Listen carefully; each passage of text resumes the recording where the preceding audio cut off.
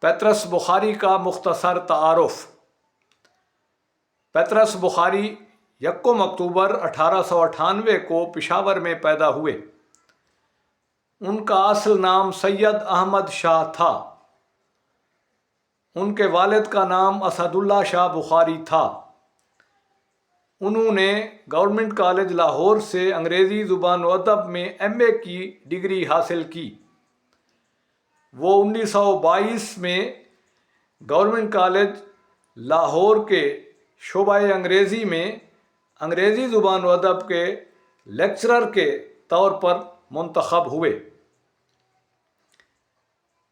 Government college Lahore کے principal کا اعزاز بھی انہیں میسر آیا۔ وہ اقوام متحدہ کے ماتحت سیکرٹری انچارج تعلقات عامہ بھی رہے۔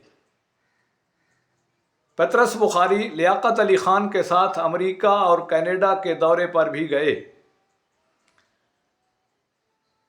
اردو زبان و ادب میں ان کی مزاحیہ مضامین پر مشتمل تصنیف مضامین پیطرس بہت مقبول ہوئی۔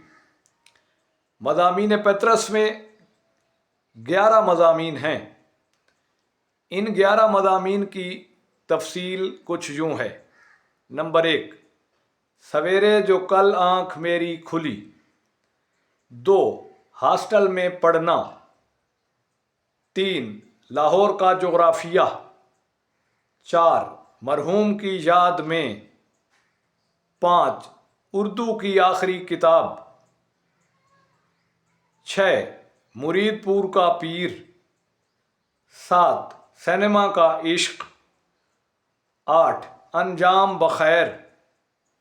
9، میں ایک میاں ہوں۔ 10، کتے۔ 11، میبل اور میں۔ مضامین پیطرس کے پہلے ایڈیشن کا دیباچہ معروف ادیب رشید احمد صدیقی نے لکھا تھا۔